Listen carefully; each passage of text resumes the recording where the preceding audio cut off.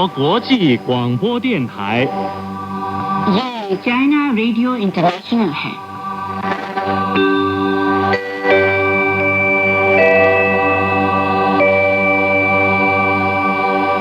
नमस्कार, ये China radio international है। अब हमारा हिंदी कार्यक्रम आरंभ होता है। आज के इस कार्यक्रम में समाचारों के बाद चीनी कहानी कार्यक्रम के तहत चीन की नीति कथाएं और चीनी उपन्यास पश्चिम की तीर्थ यात्रा प्रस्तुत किए जाएंगे। अंत में होगा रोजमर्रा की चीनी भाषा। लीजिए सुने आज के मुख्य समाचार। शी जिनपिंग ने 2026 विश्व एआई सम्मेलन के उद्घाटन समारोह को संबोधित किया। विश्व एआई सम्मेलन में वैश्विक एआई शासन के लिए 15 सूत्रीय शंघाई घोषणा जारी और वांग होनिंग ने डीपीआरके की आधिकारिक मैत्रीपूर्ण यात्रा पूरी की। अब आप अखिल पारस से सुनिए आज के पूरे समाचार।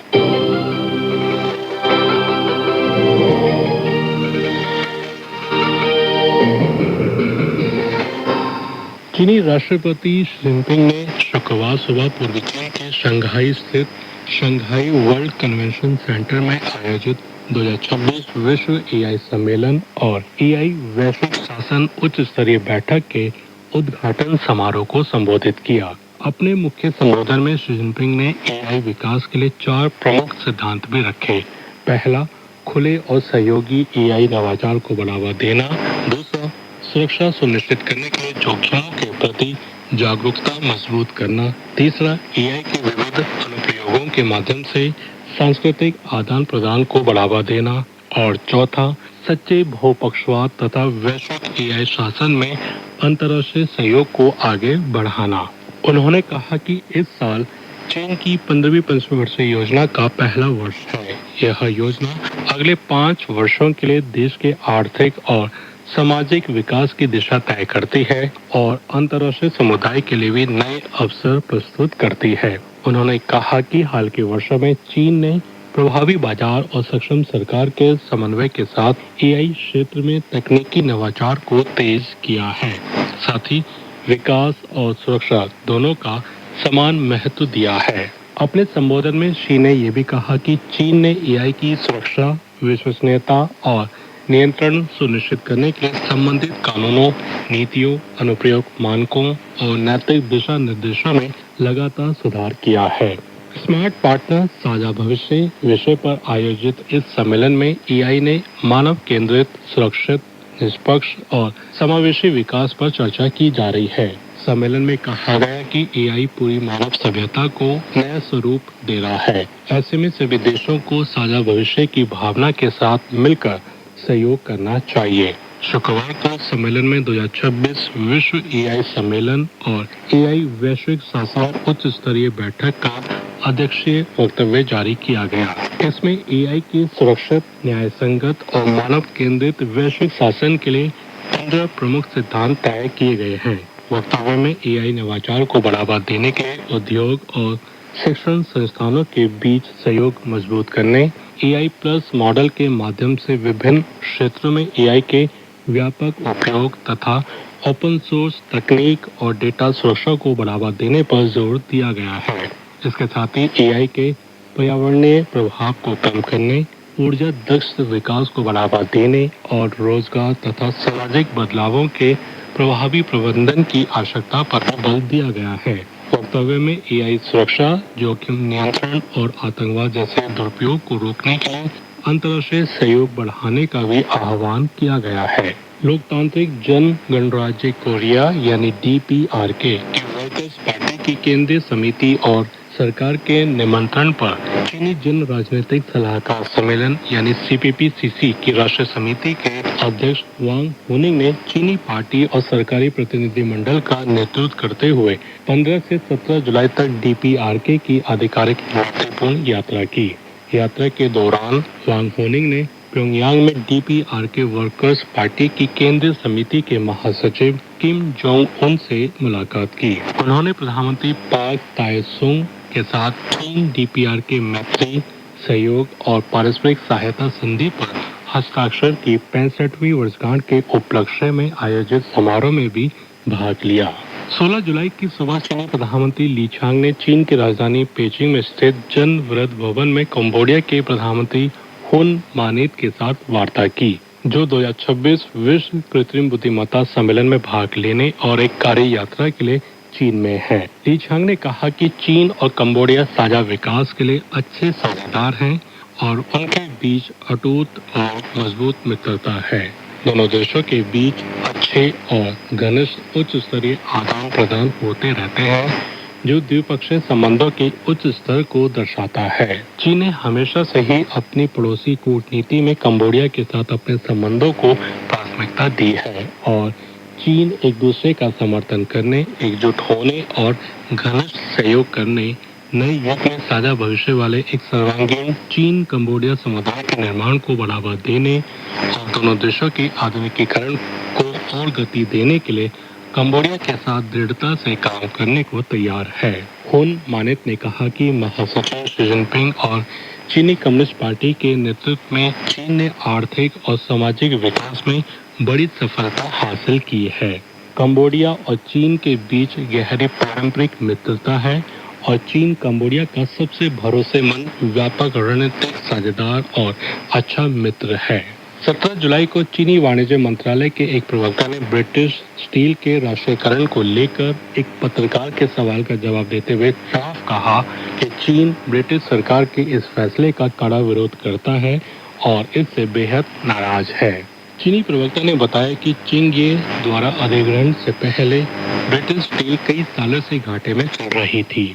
अधिग्रहण के बाद चिंगये ने कंपनी में अच्छी खासी पूंजी लगाई, जिससे उसका कामकाज चलता रहा और रोजगार भी बच सके। ब्रिटेन ने चिंगये के ब्रिटिश अर्थव्यवस्था और समाज में दिए गए अहम योगदान को नजरअंदाज करते हुए राष्ट्रीय सुरक्षा के नाम पर जबरदस्ती ब्रिटिश स्टील का अधिग्रहण कर उसका राष्ट्रीयकरण कर दिया। इससे चिंगये के जायज अधिकार और हितों को भारी नुकसान पहुंचा है और ब्रिटेन में निवेश को लेकर चीनी कंपनियों का भरोसा भी बुरी तरह टूटा है।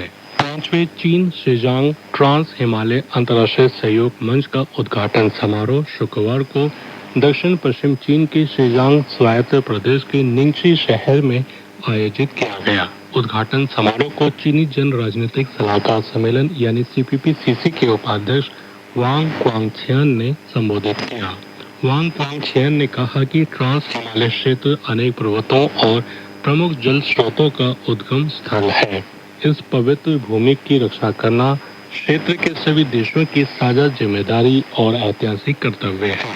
उन्होंने कहा कि मंच की स्थापना के बाद से चीन ने पर्यावरण संरक्षण, हरित विकास और सभ्यताओं के बीच आदान प्रदान के क्षेत्रों में व्यापक सहयोग किया है, जिसके सकारात्मक परिणाम सामने आए हैं। चाइना मीडिया ग्रुप यानी CMG के अधीन एशिया अफ्रीका भाषा केंद्र ने 15 जुलाई को शांसी प्रांत के यानान शहर स्थित यांगच्या लिंग क्रांतिकारी स्थल में लॉन्ग मार्च की भावना से जुड़ी संवाद बैठक का आयोजन किया। चीन, अमेरिका और पाकिस्तान के प्रतिनिधियों ने लॉन्ग मार्च भावना और इसके समकालीन मूल्यों के बारे में विचार विमर्श किया। बताया जाता है कि इस साल चीनी मजदूर किसान लाल सेना के लॉन्ग मार्च की जीत की 90 वाली वर्षगांठ है। यानान विश्वविद्यालय के मार्क्सवाद स्कूल के प्रोफेसर काओ फंग लिन ने कहा कि सही रणनीतिक दिशा, दृढ़ आदर्श और विश्वास, लाल सेना की आंतरिक एकता और लोगों का समर्थन लॉन्ग मार्च की जीत की महत्वपूर्ण शर्तें थी। इस दौर में राजनीति, अर्थव्यवस्था, संस्कृति और शिक्षा आदि में खोज ने नए चीन के निर्माण के लिए अनुभव जुटाया है। 15 जुलाई को आयोजित 2026 एरोस्पेस सूचना सम्मेलन में चीन का पहला एकीकृत अंतरिक्ष वायु भूमि बुद्धिमान उत्पाद मैट्रिक्स जारी किया गया। ये उत्पाद श्रृंखला 3 प्रमुख क्षेत्रों को कवर करती है: स्मार्ट पृथ्वी, निम्न ऊंचाई उद्योग और वाणिज्यिक एरोस्पेस, जो मौसम विज्ञान, आपातकालीन प्रतिक्रिया और निम्न ऊंचाई रसद सहित कई परिदृश्यों को सेवा प्रदान करती है।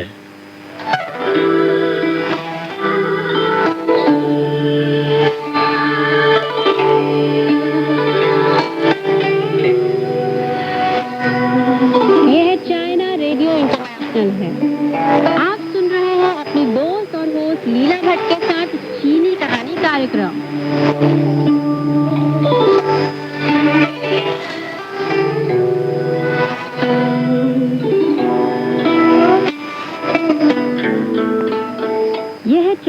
रेडियो इंटरनेशनल है। आप सभी का चीनी कहानी कार्यक्रम में स्वागत है। आज के इस कार्यक्रम में मैं आपको सुनाऊंगी कहावतों से जुड़ी एक और कथा, जिसका शीर्षक है होशियार बचपन। चीनी भाषा में इसे श्याओशी लियाओ लियाओ कहा जाता है। इसमें श्याओशी का मतलब है बचपन, जबकि लियाओ लियाओ का अर्थ है होशियार। ईसा पूर्व 6ठी शताब्दी में चीन में कन्फ्यूशियस नाम का एक विश्वविख्यात दार्शनिक और शिक्षा विशेषज्ञ का जन्म हुआ। उसने जिस कन्फ्यूशियस शास्त्र का प्रवर्तन किया वह 2000 से अधिक साल लंबी पुरानी चीनी संस्कृति का सबसे अहम भाग बन गया। चीन के सामंती समाज में सभी शासक कन्फ्यूशियस शास्त्र को परंपरागत और प्रामाणिक विचारधारा मानते थे। इसी के कारण कन्फ्यूशियस परिवार भी चीन में एक नामी खानदान रहा। कन्फ्यूशियस के उत्तरवर्ती संतानों में भी अनेक प्रसिद्ध व्यक्ति उभरे। उसका 20वीं पीढ़ी का परपोता खोंगरोंग चीन के इतिहास में एक मशहूर व्यक्ति माना जाता है। खोंगरोंग के बचपन की एक कहानी भी बहुत लोकप्रिय है।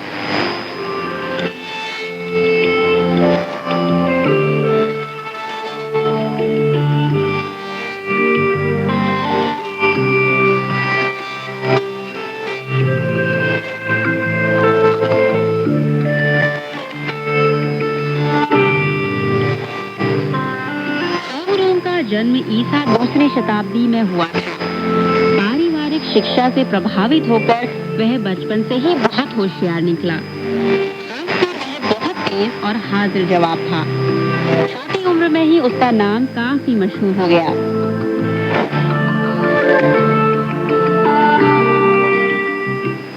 दस साल की उम्र में वह पिता के साथ तत्कालीन राजधानी लुओयांग में स्थानीय पदाधिकारी ली युएन ली से मिलने गया। ली युएन ली एक मशहूर विद्वान था और बहुत घमंडी भी था। रोज बड़ी संख्या में लोग उससे मिलने आते थे, लेकिन जो आगंतुक नामी नहीं होता था उसके आने की सूचना ली युएन ली को नहीं पहुंचाई जाती थी। 10 वर्षीय खोंगरोंग इस मशहूर विद्वान से मिलने का बहुत इच्छुक था। एक दिन वह ली युएन ली के भवन के पास गया और उसके चौकीदार से ली युएन ली से मुलाकात करने की अपनी इच्छा व्यक्त की। चौकीदार ने जब देखा कि वह एक बालक है तो उसे भगाने की कोशिश की। स्थिति भांपकर खोंगरोंग को तुरंत एक चाल सूझी। उसने चौकीदार से कहा कि वह ली युएन ली का एक रिश्तेदार है। ली युएन ली जरूर उससे मिलेंगे। चौकीदार ने खोंगरोंग के आगमन की खबर ली युएन ली तक पहुंचाई। सुनकर ली युएन ली को बहुत ताज्जुब हुआ कि उसका ऐसा कैसा एक रिश्तेदार है। इसलिए उसने खोंगरोंग से मुलाकात करने का निश्चय किया। खोंगरोंग अंदर आया। ली युएन ली ने उससे पूछा कि तुम्हारा मेरे साथ क्या रिश्ता है। खोंगरोंग ने कहा कि मैं कन्फ्यूशियस की उत्तरवर्ती संतान हूँ। आप लाओ त्से के वंशज हैं। यह सर्वविदित है कि कन्फ्यूशियस ने कभी लाओ त्से से शिष्टाचार के बारे में शिक्षा ली थी। उन दोनों में गुरु शिष्य का संबंध था। इसी के आधार पर मैं और आप पुराने रिश्तेदार हैं। असली बात यह थी कि चीन के इतिहास में कन्फ्यूशियस और लाओ त्से एक ही जमाने के लोग थे। लाओ त्से भी सुप्रसिद्ध दार्शनिक था जो चीन के ताओ धर्म का प्रवर्तक माना जाता है। लाओ त्से का असली नाम ली तान है। कहा जाता था कि जब कन्फ्यूशियस को कोई सवाल समझ नहीं आता तो वह विनम्रता से ली तान से पूछता था। ली तान और ली युएन ली दोनों के कुल नाम ली था। इसलिए खोंगरोंग कहता था कि ली युएन ली तान का वंशज है। ली युएन ली के भवन में बहुत सम्मानीय मेहमान मौजूद थे। उन सभी को 10 साल के खोंगरोंग की हाजिर जवाबी और ज्ञान पर आश्चर्य हुआ। इस समय छन वेई नाम का एक विद्वान भी ली युएन ली से मिलने आया। छन वेई भी काफी नामी विद्वान था। वह खोंगरोंग की होशियारी को महत्व नहीं देता था। उसने खोंगरोंग के सामने कहा कि बचपन में होशियार है, बड़ा होने पर निकम्मा भी हो सकता है। तेज खोंगरोंग ने तुरंत इसका जवाब देते हुए कहा कि मैं समझता हूँ कि श्रीमान छन वेई आप बचपन में जरूर होशियार रहे होंगे। खोंगरोंग के इस जवाब का मतलब था कि छन वेई अब एक निकम्मा व्यक्ति होती है। खोंगरोंग के इस जवाब ने छन वेई को बड़ी दुविधा में डाल दिया और उसके मुंह से कुछ देर तक एक शब्द भी नहीं निकल पाया।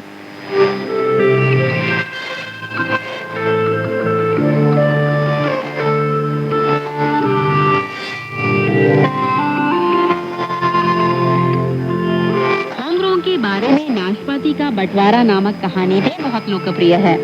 इस कहानी के अनुसार बचपन में खोंगरोंग जब अपने परिजनों के साथ नाशपाती खाता था तो वह सबसे बड़ी वाली नाशपाती को बड़े लोगों को देता था और खुद सबसे छोटा वाला खाता था, जो बहुत शिष्ट और समझदार तरीका था।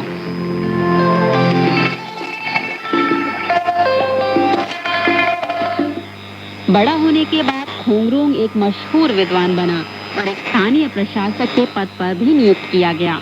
किंतु उसके जीवन काल में चीन विभाजित हुआ था और चीन के इतिहास में मशहूर त्रिराज्य काल संपन्न होने की कगार पर था। एक परंपरागत विद्वान के नाते खोंगरोंग ने अपने लेखन और कथन में तत्कालीन राजनीति पर घोर निराशा और असंतोष व्यक्त किया, जिससे वह तत्कालीन शासक से घृणा का पात्र बन गया और अंत में उसकी चीन के तत्कालीन सेनापति हाओ थाओ द्वारा हत्या कर दी गई।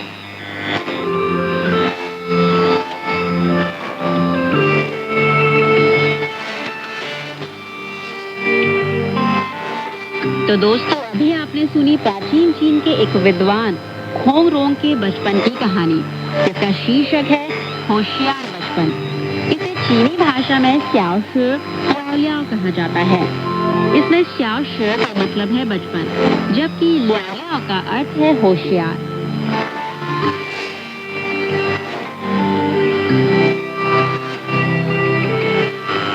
तो आइए अब सुनते हैं हमारी आज की दूसरी कहानी। इसका शीर्षक है भोग विलास से हतोत्साह। इसे चीनी भाषा में वान ऊ सांग चि कहा जाता है। इसमें वान का अर्थ है खेलना, ऊ का अर्थ है वस्तु या सामग्री, जबकि सांग का अर्थ है खोना और चि का अर्थ है महत्वाकांक्षा। इस वाक्य का अर्थ है कि किसी वस्तु या स्थिति के प्रति अधिक लत होने से बुरा प्रभाव पड़ता है। तो आइए दोस्तों, सुनते हैं यह कहानी। आज से लगभग 3000 साल पहले चीन के एक मशहूर राजा चीफा ने उस समय के शांग राजवंश को खत्म कर चोउ राजवंश की स्थापना की। यही राजा चीन के इतिहास में वुवांग के नाम से प्रसिद्ध है। चीन में एक विशाल राज्य स्थापित करने के बाद वुवांग ने राज्य के निर्माण में योगदान देने वाले मंत्रियों और सेनापतियों के बीच जमीन का बंटवारा किया और पड़ोसी राज्यों को बड़ी संख्या में दूत भेजकर अपने असाधारण कारनामों का प्रचार प्रसार करवाया, ताकि वे छोटे बड़े सभी राज्य अपना प्रभुत्व स्वीकार करें। वुवांग की शक्ति के सामने दूर के राजा भी प्रभावित हुए बिना नहीं रह सके। उन्होंने अपने दूतों के साथ वुवांग को ढेर सारे कीमती उपहार भेंट किए। उपहारों में एक विशेष नस्ल का पठारी कुत्ता भी शामिल था, जो बड़ा भीमकाय था। उसकी दुम लंबी थी और बाल सुनहरे थे। शिकारी कुत्ते के रूप में यह पठारी कुत्ता बहुत भागू और ताकतवर था। राजा वुवांग को यह कुत्ता बहुत पसंद आया और उसने कुत्ते को अपने पास रख लिया। कुत्ता बहुत समझदार था। जब कभी वुवांग को आकर देखता तो वह उसके सामने घुटनों के बल बैठ जाता, मानो वह राजा को प्रणाम कर रहा हो। इस पर राजा की खुशी का ठिकाना नहीं रहा और वह कुत्ते को लाड़ प्यार करने लगा और सेवकों को आदेश दिया कि कुत्ते को बेहतरीन खाना खिलाया जाए। राजा वुवांग की फुजूल खर्ची पर उसके मंत्री कोंगशी को बड़ी चिंता हुई। उसने कुत्ते को लेकर एक लेख लिखा और राजा वुवांग को समझाया कि दूसरों को अपमानित करने से वह अपना उच्च चरित्र खो बैठेगा। अपनी प्यारी चीजों में ही लगे रहने से वह अपना मनोबल खो देगा। एक विशाल राज्य की स्थापना बहुत मुश्किल से हुई है। उसे भोग विलास के कारण बर्बाद नहीं होने देना चाहिए। वुवांग एक विवेकशील राजा था। अपने मंत्री का यह लेख पढ़कर उसने अपनी सभी पसंदीदा चीजों को अपने अधीनस्थ लोगों में बांट दिया और उसका राज्य भी दिन ब दिन शक्तिशाली होता गया।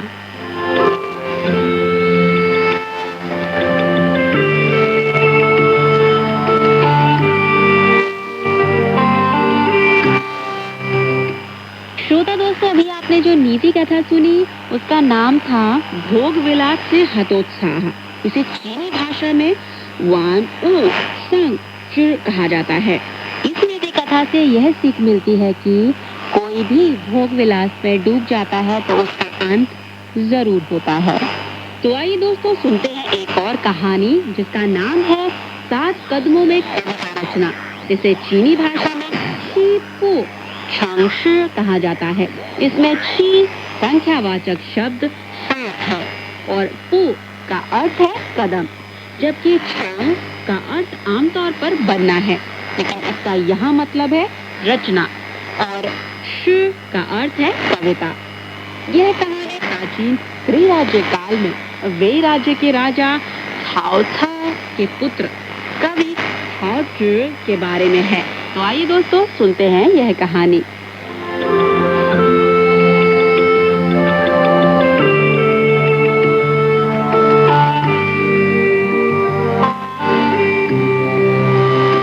चीन के इतिहास में त्रिराज्य काल यानी 220 से 280 ईस्वी वर्ष तक के समय में cao ca का परिवार अत्यंत मशहूर था। पिता cao ca एक महान सैन्य विद्य और कवि थे। उनके 2 पुत्र cao pi और cao zhi भी प्राचीन चीन के जाने माने साहित्यकार थे, लेकिन साहित्य की दृष्टि से तीनों पिता पुत्र में से cao zhi का नाम सबसे ऊंचा है। पिता cao ca ईस्वी 2री शताब्दी के त्रिराज्य काल के वै राज्य का संस्थापक और राजा था। अपने युद्ध काल के दौरान उसने कई कविताएं लिखी जो चीन के प्राचीन साहित्य इतिहास में काफी लोकप्रिय हैं।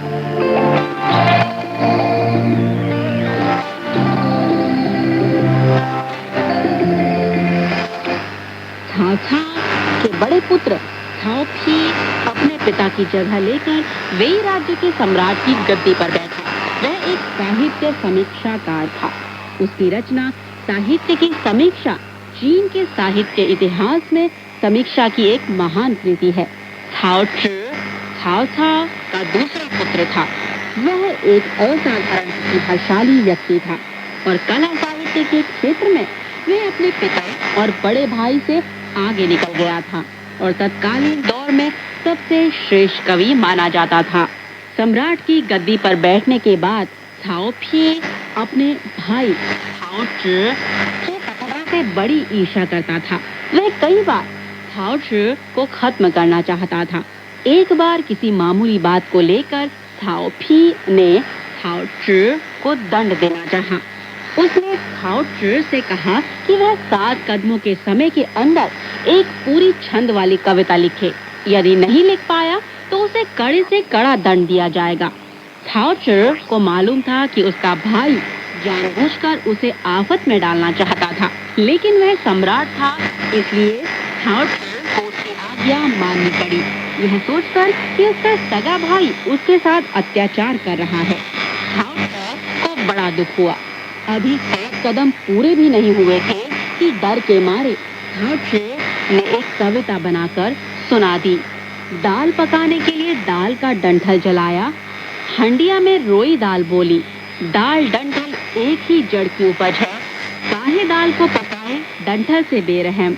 इतनी गंभीर कविता सुनकर सम्राट cao pi को बड़ी शर्म आई। तब से उसने अपने भाई को खत्म करने की अपनी सोच छोड़ दी। कविता के क्षेत्र में cao zhi की उपलब्धियां अनुपम थी। उसके जीवन काल में चीन की भूमि पर युद्ध हुआ करते थे। जनजीवन बेहद दूभर था। कुलीन परिवार में रहने पर भी cao zhi ने अपनी कविताओं से बेघर आम प्रजा की चिंता और सहानुभूति प्रकट की और देशोद्धार की भावना से प्रेरित कई श्रेष्ठ कविताएं लिखी। उसकी कहानी की यह उक्ति चीन में सदियों से लोकप्रिय रही है। देश को मुसीबतों से उबारने के लिए बलिदान से न कतरा, मौत को यूं समझता हूँ कि जन्म में पुनः लौटता। कवि cao zhi को राजनीतिक क्षेत्र में भी अपनी प्रतिभा उजागर करने की इच्छा थी। इसके लिए उसने सम्राट भाई की ईर्ष्या और अत्याचार मोल लिया। इसलिए cao zhi का जीवन बेहद मुश्किल हो गया। अपने इस प्रकार के दुख और अवसाद को प्रकट करने के लिए cao zhi ने कविता का सहारा लिया। अपनी कविताओं में उसने अपने आदर्श को सुंदर स्त्री का रूप सौंपा और बड़ी संख्या की कलाकृतियों में सुंदर नारियों का वर्णन किया। उसकी मशहूर रचनाएं लावण नारी, दक्षिण में सुंदरी और लुओशान देवी महाकाव्य उल्लेखनीय थी, जिनकी सुंदरता नारियों में नेक चरित्र, बुद्धिमता तथा महत्वाकांक्षा की भरपूर अभिव्यक्ति होती थी। ने ऐसे सुंदर नारी के माध्यम से अपना मनोभाव व्यक्त किया था। खासकर लुओशान देवी नाम के महाकाव्य में तत्कालीन वेई राज्य की राजधानी लुओयांग के पास लुओशुए नदी की देवता लुओशान की पौराणिक कथा के आधार पर एक सुशील और सुंदर देवी का चित्रण किया गया। उसके प्रति थाओ ने अपना गहरा प्यार व्यक्त किया, साथ ही देवता से न मिल पाने का दुख और बेबसी जताई। इसी तरह थाओ ने अपने आदर्श को साकार न कर पाने का अपना अवसाद जाहिर किया। लुओशान देवी महाकाव्य चीन के साहित्य इतिहास में एक असाधारण स्थान रखता है, जो सदियों से सराहना के काबिल है। महाकवि थाओ केवल 41 साल जिंदा रहे, लेकिन उनकी साहित्यिक सफलता का उत्तरवर्ती चीनी साहित्य पर गहरा प्रभाव पड़ा। 7 कदमों के अंतराल में लिखी यह कविता कहावत के रूप में आज तक प्रयोग में लाई जाती है।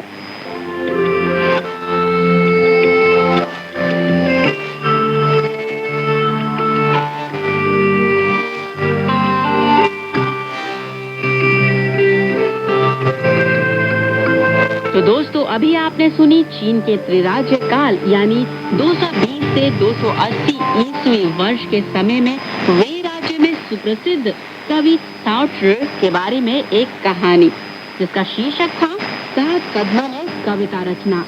इसे चीनी भाषा में शीपू छांगशी कहा जाता है। तो अगले अंक में फिर होगी आपसे मुलाकात एक नई कहानी के साथ। तब तक स्वस्थ रहिए, मुस्कुराते रहिए, रखिए अपना ध्यान और दीजिए अपने दोस्त और होस्ट लीला भट्ट को इजाजत। नमस्कार, बाय बाय।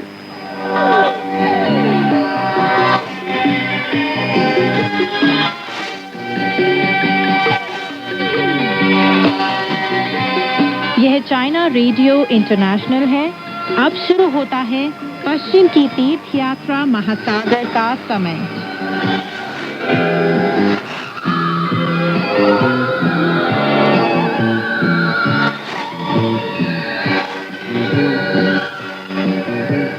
नमस्कार दोस्तों, पश्चिम की तीर्थ यात्रा सुप्रसिद्ध चीनी उपन्यास लेकर हाजिर हूँ मैं, मैत्री शर्मा। आज की कहानी इस प्रकार है। दोस्तों, अब तक आपने कहानी में सुना कि सरकारी सैन्य बल के हाथ बंदूक लगने के बाद वानर अपनी अगली चाल चलता है। अपने हाथों के बाल उखाड़कर वह आदेश देता है, बदलो।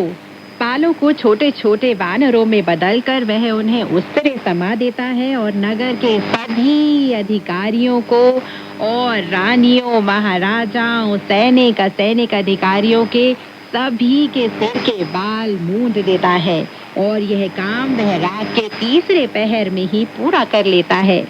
सुबह जब सब अपनी ये हालत देखते हैं तो सभी परेशान हो जाते हैं और राजा को अपने किए पर अफसोस होता है। चलिए दोस्तों, कहानी को आगे बढ़ाते हैं और सुनते हैं कहानी में आगे क्या हुआ। राजा और उसके सभी मंत्रीगण एक साथ रोने लगे और बोले, अब से हम लोग किसी भी भिक्षु की हत्या करने का दुस्साहस नहीं करेंगे। तब राजा अपने सिंहासन पर लौट गया और अधिकारियों ने अपने अपने ओहदे के मुताबिक दरबार में स्थान ग्रहण कर लिया। राजा ने कहा, जिन लोगों को आज राज दरबार में कुछ कहना है, वे लोग आगे आकर अपने स्मृति पत्र प्रस्तुत करें। अगर किसी को कोई बात नहीं कहनी हो तो राज दरबार की कार्यवाही को खत्म कर दिया जाएगा। राजधानी की रक्षक सेना के प्रधान सेनापति ने सैनिक अधिकारियों की पांतों के बीच से और पूर्वी नगर क्षेत्र के आयुक्तों ने सैनिक अधिकारियों की पांतों से आगे बढ़कर सिंहासन की सीढ़ियों पर शीश झुकाकर कहा, कल रात जब हम राजकुल श्रेष्ठ के आदेश पर नगर में गश्त लगा रहे थे तो हमने डाकुओं को लूट खसोट के माल में से एक संदूक और एक घोड़ा बरामद किया है। चूंकि हमें इन दोनों वस्तुओं के बारे में पूरी रूप से कोई कार्यवाही करने की हिम्मत नहीं हुई, इसलिए राजकुल श्रेष्ठ से निवेदन है कि इस बारे में आदेश देने की कृपा करें।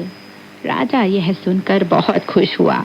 वह बोला, उन्हें यहाँ ले आओ, संदूक को भी और घोड़े को भी। दोनों अधिकारी अपने अपने कार्यालय लौट गए। फिर उन्होंने सैनिकों की पूरी टुकड़ी भेजकर संदूक को मंगा लिया। सांचांग को जो संदूक के अंदर बंद था, ऐसा लग रहा था मानो उसके शरीर अब प्राण त्याग ही देंगे। उसने कहा, शिष्य, राजा के सामने पेश होने पर हम अपनी सफाई में क्या कहेंगे? वानर मुस्कुरा कर बोला, आप चुप रहिए, मैंने सारा इंतजाम कर लिया है। जब संदूक को खोला जाएगा तो राजा हमें अपना गुरु मानकर दंडवत प्रणाम करेगा। डर केवल यही है कि शुकर कहीं वरीयता के प्रश्न पर झगड़ा न खड़ा कर दे। शुकर ने जवाब दिया, अगर वे लोग मेरी हत्या नहीं करेंगे तो मैं समझूंगा कि भगवान मुझ पर दयावान है। मैं भला झगड़ा क्यों करने लगा? अभी उसकी बात खत्म भी नहीं हुई थी कि संदूक को राजमहल के प्रवेश दरवाजे पर पहुंचा दिया गया और पंचअमर पक्षी अट्टालक के अंदर ले जाते हुए राज सिंहासन की सीढ़ियों को नीचे उतार दिया गया। दोनों अधिकारियों ने राजा से संदूक खुलवाने और अंदर देखने का आदेश देने का अनुरोध किया। राजा ने आदेश दे दिया। जैसे ही संदूक का ढक्कन खोला गया, शुकर अपने पर काबू नहीं कर पाया और उछलकर बाहर निकल आया। यह देखकर सभी अधिकारी गण इतने डर गए कि वे थर थर कांपने लगे और उनकी बोलती बंद हो गई। इसके बाद वानर ने थांग महाभिक्षु को संदूक से बाहर निकालने में मदद की और भिक्षु आत्मा ने सामान बाहर निकाला। जब शुकर ने यह देखा कि प्रधान सेनापति सफेद घोड़े की लगाम थामे हुए है तो वह उसके पास जा पहुंचा और बौखलाकर जोर से बोला, यह मेरा घोड़ा है, इसे मेरे हवाले कर दो। यह सुनते ही प्रधान सेनापति इतना डर गया कि वह अपना संतुलन खो बैठा और लड़खड़ा कर नीचे गिर गया। चारों तीर्थयात्री राज सिंहासन की सीढ़ियों पर सीधे खड़े हो गए। जब राजा ने यह देखा कि वे भिक्षु हैं, तो वह तुरंत अपने ड्रैगन सिंहासन से नीचे उतरा, अपनी महारानी और रानियों को अंदर से बुला भेजा। सिंहासन महाकक्ष की सीढ़ियों से नीचे उतरा और अपने सभी अधिकारियों के साथ उनको दंडवत प्रणाम करता हुआ बोला, परमादरणीय महानुभावों, आप लोग यहाँ कैसे पधारे हैं?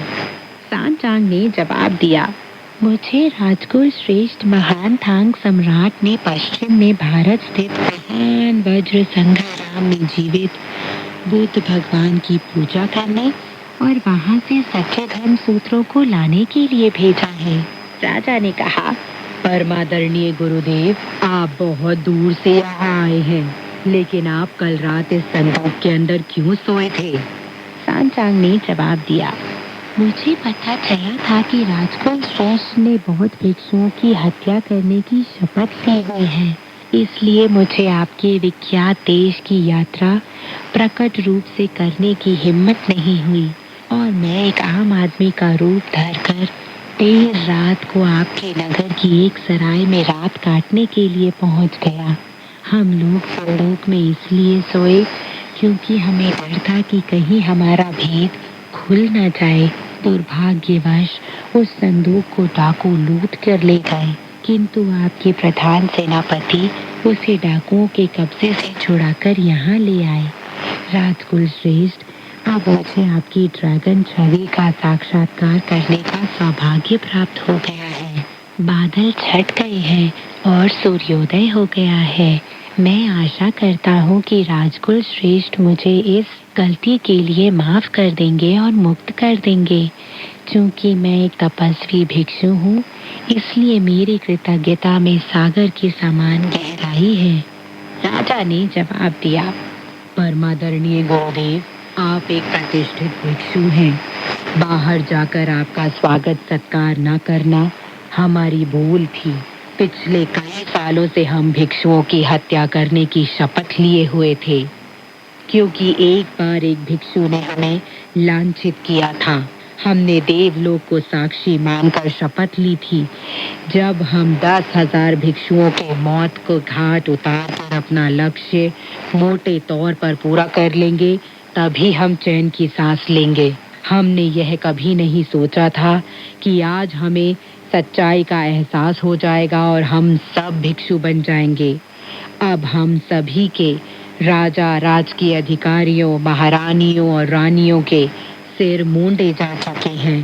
परमादरणीय गुरुदेव, मैं आपसे विनती करता हूँ कि आप अपने उदात्त गुणों से प्रेरित होकर अपना गुस्सा दूर करने और हमें अपना शिष्य बना लें। जब शूकर ने यह सुना तो वह जोर से हंसकर बोला, अगर आप लोग हमारे गुरुदेव के शिष्य बनना चाहते हैं तो क्या आप हमें गुरु दक्षिणा देंगे? राजा ने जवाब दिया, अगर आप हमें अपना शिष्य बना लेंगे तो हम आपको अपने राज्य की पूरी संपत्ति गुरु दक्षिणा के रूप में भेंट कर देंगे। वानर बोला, कृपया हमसे संपत्ति की बात न करें, क्योंकि हम सच्चे भिक्षु हैं। अगर आप हमारे पार पत्र का निरीक्षण करके उसे हमें लौटा दें और हमें सुरक्षित नगर के बाहर पहुंचा दें, तो मैं आपको यकीन दिलाता हूँ कि आपके राजवंश का शासन हमेशा बना रहेगा और आप एक सुखमय लंबा जीवन आराम से बिता सकेंगे। अब क्या था, यह सुनने के बाद राजा अपने राजकीय भोजनशाला को आदेश देने लगा कि वह एक भोज का आयोजन करे, जिससे राजा और अधिकारी गण सत्य के मार्ग पर लौट आए। पार पत्र का निरीक्षण करके उसे तुरंत लौटा दिया गया। फिर सांचांग से अनुरोध किया गया कि वह इस राज्य का नाम बदल दे। वानर बोला, आपके देश के नाम में धर्म शब्द बहुत अच्छा है, लेकिन वंशक शब्द बिल्कुल बेकार है। क्योंकि अब हम लोग यहाँ आ गए हैं, इसलिए अब आपको अपने देश का नाम धर्म सम्मानक रख देना चाहिए। इससे एक ऐसी स्थिति की गारंटी हो जाएगी जिसमें निर्मल रहेगा जल, पाएंगे विजय फल, गुजरेंगी जब तक न 1000 पीढ़ियां, समय पर चलेगी हवा और बरसेगा मेघ, फैलेगा मन चैन संपूर्ण जग में। राजा ने उनकी कृपालुता के लिए धन्यवाद दिया और शाही वाहन तैयार करवाकर हांग महाभिक्षु और उसके तीनों शिष्यों को सुरक्षित नगर के बाहर पश्चिम की ओर जाने वाले रास्ते पर पहुंचा दिया।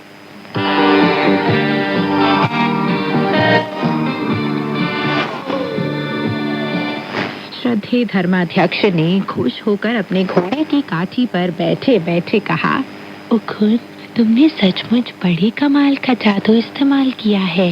वह बड़ा असरकारी साबित हुआ। भिक्षु रेतात्मा बोला, बड़े भैया, इतने सारे सिरों को एक ही रात में मूंढने के लिए तुमने इतने ज्यादा नाई कहाँ से बुलाए? तब वानर ने सारा किस्सा सुना दिया और बता दिया कि किस तरह उसने अपनी चमत्कारी शक्तियों का इस्तेमाल किया था।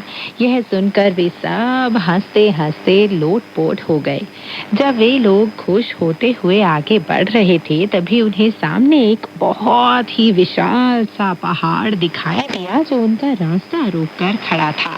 घोड़े की लगाम खींचकर भिक्षु ने कहा, शिष्यों, यह देखो, यह कितना ऊंचा पर्वत है। तुम्हें बहुत सावधानी बरतनी चाहिए। वानर ने मुस्कुराते हुए कहा, चिंता ना करें गुरुदेव, आप बिल्कुल चिंता ना करें। मैं आपको यकीन दिलाता हूँ कि यहाँ कोई परेशानी नहीं उठानी पड़ेगी। सांचांग ने जवाब दिया, ऐसा ना कहो शिष्य, मुझे इतना बड़ा पहाड़ साफ दिखाई दे रहा है। दूर से ही बड़े अनिष्टकारी लग रहे हैं। तूफानी बादल उन पर मंडरा रहे हैं। मुझे बहुत डर लग रहा है। वानर बोला, किंतु अगर आप इस तरह डरते रहेंगे तो महामार्ग से कोसों दूर होते रहेंगे और वज्र संघाराम आपकी पहुंच से बहुत दूर होता जाएगा। इसलिए फालतू का डर हटाकर मेरे साथ चलिए। अब क्या था, जब श्रद्धेय धर्माध्यक्ष ने यह सुना तो उसकी चिंता दूर हो गई और हौसला फिर से बुलंद हो गया। चारों यात्री अभी कुछ ही कदम आगे गए होंगे कि वे पर्वत के पास जा पहुंचे। जब गुरुदेव और शिष्य गण बच बच कर आगे बढ़ रहे थे तो उन्हें हवा के झोंकों की आवाज सुनाई पड़ी। सांचांग ने डर कर कहा, यह हवा के झोंकों की आवाज है ना? वानर ने जवाब दिया, गुरुदेव, चारों मौसम में तो हवा मौजूद रहती है, इसलिए हवा से इतना डरने की क्या जरूरत है? सांचांग ने जवाब दिया, लेकिन यह हवा बड़ी तेज गति से चल रही है। यह देवलोक से आने वाली हवा बिल्कुल नहीं है। वानर ने कहा, लेकिन हवा तो हमेशा पृथ्वी से ही आती है और मेघ हमेशा पर्वतों से ही आते हैं, इसलिए देवलोक से हवा का आना तो हो ही नहीं सकता। अभी उसकी बात पूरी भी नहीं हो पाई थी कि चारों ओर धुंध छा गई। सांचांग ने डर कर कहा, उखुन, हवा के झोंके अभी चल ही रहे थे, तो फिर यह अचानक धुंध कहाँ से आ गई? अब इस पर वानर ने जवाब दिया, परेशान ना हो गुरुदेव, अपने घोड़े से उतर जाइए। मैं जाकर देखता हूँ कि यह धुंध अनिष्टकारी है भी या नहीं। तुम दोनों भाई चौकन्ने रहकर गुरुदेव की रक्षा करना। वाह रे वानर राज, वह झुकते ही आकाश के बीचों बीच जा पहुंचा। अपनी हथेली भौहों के ऊपर टिकाकर उसने अपनी तेज आंखें पूरी खोल ली और नीचे देखा तो उसे सामने की ओर झुकी हुई एक चट्टान के नीचे बैठा एक प्रेत आत्मा दिखाई दिया। उसके दोनों तरफ कोई 30-40 छोटे दैत्य दिखाई दे रहे थे। वे भी पंक्ति में खड़े होकर अपनी अपनी शक्ति के अनुसार हवा और धुंध पैदा कर रहे थे। वानर यह देखकर मन ही मन मुस्कुराया और सोचने लगा, इसका मतलब यह है कि यह गुरुदेव भी दूर तक देख सकते हैं। उन्होंने कहा था यह देवलोक से आने वाली हवा नहीं है। उनकी बात एकदम सच थी, क्योंकि उसे यह प्रेत आत्मा हमें धोखा देने के लिए पैदा कर रहा है। अच्छा यही होगा, मैं वापस जाकर शूकर से इसका जिक्र करूं। मैं उससे कहूंगा पहले वह इस प्रेत आत्मा पर वार करे। अगर शूकर का वार इसे मारने के लिए सही रहा तो मैं भाग्यशाली समझूंगा उसे, लेकिन अगर कहीं वह असफल हो गया और प्रेत आत्मा ने मुझे पकड़ लिया तो मैं उसे छुड़ाने के लिए चला जाऊंगा। इस तरह मुझे कुछ न कुछ ख्याति प्राप्त हो सकेगी। पर सुस्ती का मारा होने की वजह से शूकर आगे बढ़कर कोशिश नहीं कर पाता, इसलिए वह बड़ा लालची है और हमेशा अच्छे खाने की तलाश में रहता है। मैं एक दांव खेलता हूँ और देखता हूँ कि उस पर उसकी क्या प्रतिक्रिया होती है। अब क्या था, इतना सोचने के बाद वानर ने तुरंत अपना मेघयान सांचांग के सामने उतार दिया। सांचांग ने पूछा, यह वायु और धुंध अनिष्टकारी है या नहीं? वानर ने जवाब दिया, अब वातावरण अच्छा हो जाएगा, साफ हो जाएगा, वायु और धुंध खत्म हो रही है। सांचांग ने कहा, हाँ, वह अब कुछ कम हो गई है। वानर ने मुस्कुराते हुए कहा, गुरुदेव, मेरी नजर आमतौर पर बड़ी तेज रहती है, लेकिन इस बार मैं गलत साबित हो गया हूँ। मैंने सोचा था कि इस हवा और धुंध के पीछे शायद किसी राक्षस का हाथ होगा, पर ऐसा नहीं है। सांचांग ने पूछा, तो फिर उसे किसने पैदा किया है? वानर ने जवाब दिया, यहाँ से कुछ दूर एक गांव है। वहाँ के लोग इतने अच्छे, इतने पवित्र हैं कि वे भिक्षुओं के भोजन के लिए सफेद चावल और सफेद आटे के पकवान भाप में तैयार कर रहे हैं। मैं सोचता हूँ कि यह धुंध उन्हीं के बर्तनों से निकलने वाली भाप से बन गई है। यह उन्हीं के नेक आचरण का परिणाम है। अब क्या था, जब शूकर ने यह सब सुना तो उसने सोचा वानर सच कह रहा है, इसलिए वानर को पकड़कर वह उसके कान में बोला, क्या यहाँ लौटने से पहले तुमने उनके पास भोजन किया था? वानर ने जवाब दिया, हाँ किया था, पर थोड़ा सा किया था। सब्जियों में नमक कुछ ज्यादा था, इसलिए मैं उन्हें ज्यादा नहीं खा पाया था। शूकर बोला, ये भी कोई बात है? तुम्हारी जगह में होता तो भर पेट खाता, चाहे कितना ही नमक क्यों ना होता। अगर मुझे प्यास लगती तो यहाँ लौटकर पानी पी लेता। इस पर वानर ने पूछा, कुछ खाओगे तुम? शूकर ने जवाब दिया, मुझे तो बहुत भूख लगी है, कुछ खाने की इच्छा हो रही है। तुम्हारा क्या विचार है? वानर बोला, पूछने की क्या जरूरत है भैया। शूकर ने मुस्कुरा कर कहा, अगर तुम कुछ नहीं कहोगे तो मैं खाने जा रहा हूँ। वानर ने कहा, अच्छा देखते हैं तुम यह सब कैसे करते हो, मैं कुछ नहीं कहूँगा। जब कभी खाने पीने की बात होती तो शूकर कोई ना कोई रास्ता जरूर निकाल लेता था। वह गुरुदेव के पास जा पहुंचा और सम्मान पूर्वक उनका अभिवादन करता हुआ बोला, गुरुदेव, बड़े भैया ने हमें अभी अभी बताया है कि आगे एक ऐसा गांव है जहाँ के लोग भिक्षुओं को भोजन कराने में आगे रहते हैं। जरा इस घोड़े को तो देखिए, अगर इसके लिए हमें घास और चारा मांगना पड़े तो गांव के लोगों को काफी परेशानी सहनी पड़ेगी। भाग्यवश हवा और बादल अब हट चुके हैं, इसलिए तुम सब लोग कुछ देर के लिए यहाँ बैठ क्यों नहीं जाते, ताकि मैं घोड़े के लिए कुछ मुलायम घास ला सकूं। घोड़े को घास खिलाने के बाद हम उस गांव से भोजन की भिक्षा मांगने के लिए जा सकते हैं। हाँ, महाभिक्षु ने खुश होकर जवाब दिया, यह बहुत अच्छी राय है। मुझे तो ताज्जुब हो रहा है कि तुम आज इतने ज्यादा परिश्रमी मेहनती कैसे हो गए हो। जितनी जल्दी हो सके यह काम पूरा कर डालो। आप क्या था, मन ही मन मुस्कुराता हुआ शूकर बाहर चला गया। वानर ने उसे रोकते हुए कहा, भैया, वे लोग भिक्षुओं को खाना जरूर खिलाते हैं, लेकिन उन्हीं भिक्षुओं को खिलाते हैं जो देखने में सुंदर हो। शूकर बोला, इसका मतलब तो ये हुआ कि मुझे अपना रूप बदलना होगा। वानर ने कहा, हाँ, बदलना होगा। इस पर वह विलक्षण शूकर जो 36 तरह के रूप बदल सकता था, पहाड़ की तलहटी पर बने एक खोह में घुस गया। वहाँ उसने तिलिस्मी ताली बजाकर एक मंत्र पढ़ा और अपने शरीर को झकझोर कर एक नाटे दुबले पतले भिक्षु का रूप धारण कर लिया, जो अपने हाथों से काष्ठ करताल बजाता हुआ हे परम महिमामय, हे परम महिमामय बनाता हुआ जा रहा था, क्योंकि उसे कोई भी सूत्र याद नहीं था। तो दोस्तों, आज की कहानी यहीं तक। आगे की कहानी लेकर मैं मैत्री शर्मा फिर हाजिर होंगी। तब तक के लिए नमस्कार, बाय बाय।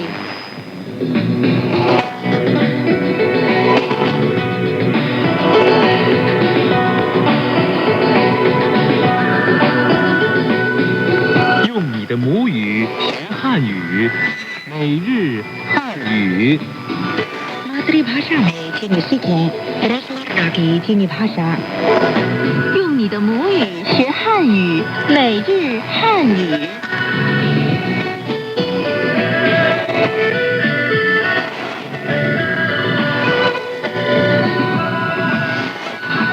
ये चैनल रेडियो इंटरनेशनल है। श्रोताओं को सावधान का प्यार भरा नमस्कार। श्रोताओं को राकेश वत्स का भी प्यार भरा नमस्कार। रोजमर्रा की चीनी भाषा कार्यक्रम सुनने के लिए आपका हार्दिक स्वागत। अब आज के पाठ के मुख्य वाक्य। 哪儿有大的书店？ किताबों की बड़ी दुकान कहाँ पर है? 我要买本字典。 मैं एक शब्दकोश खरीदना चाहता हूँ। 我想买本北京导游手册。 मैं बेजिंग की गाइड खरीदना चाहता हूँ। 请问英文小说在几层卖？ कृपया बताएं, अंग्रेजी उपन्यास किस मंजिल पर मिलता है?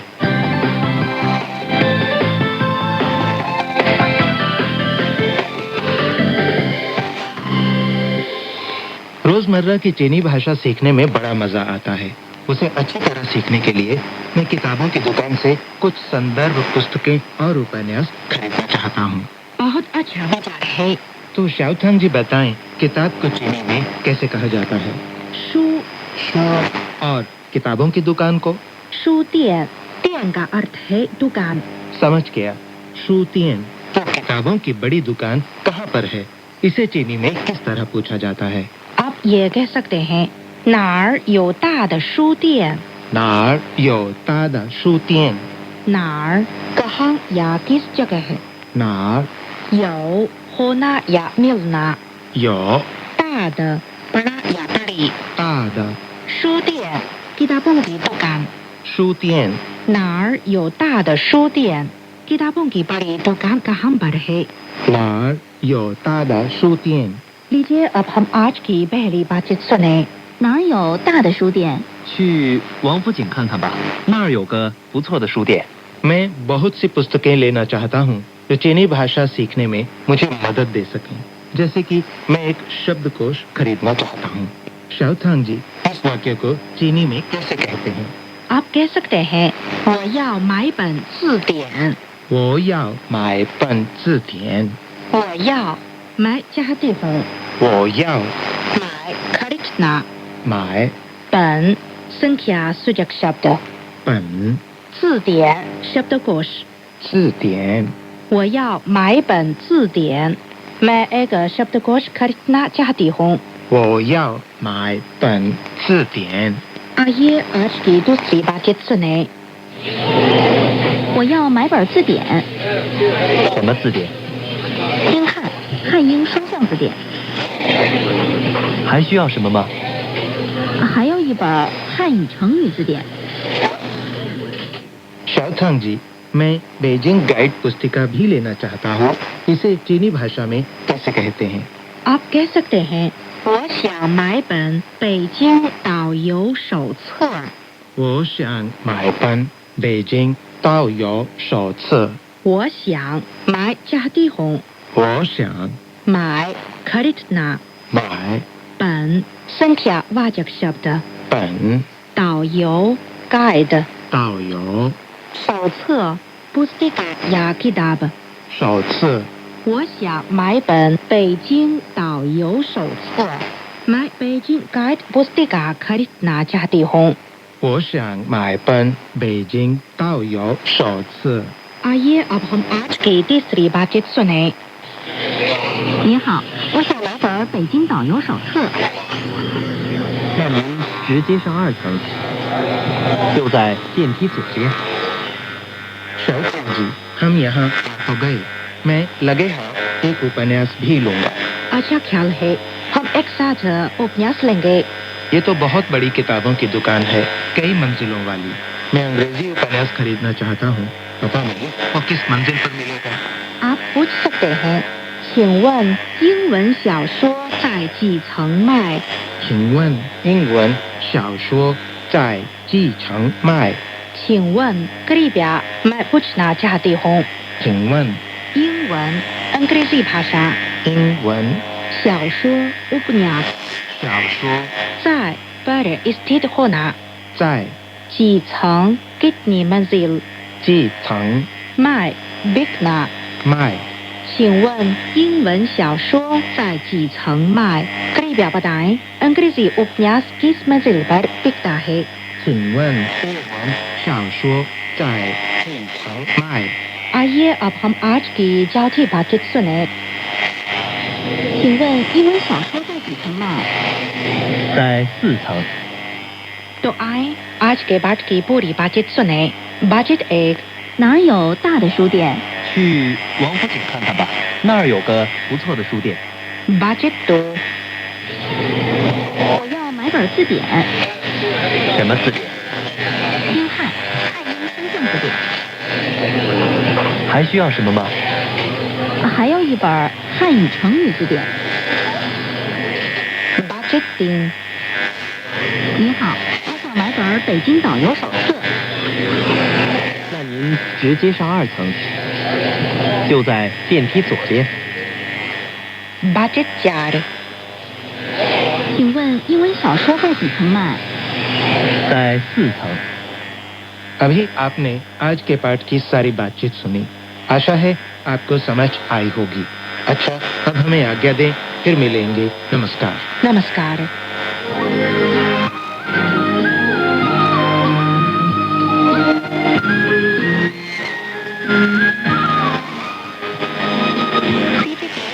जगह रोजाना 5 कार्यक्रम प्रसारित करती है।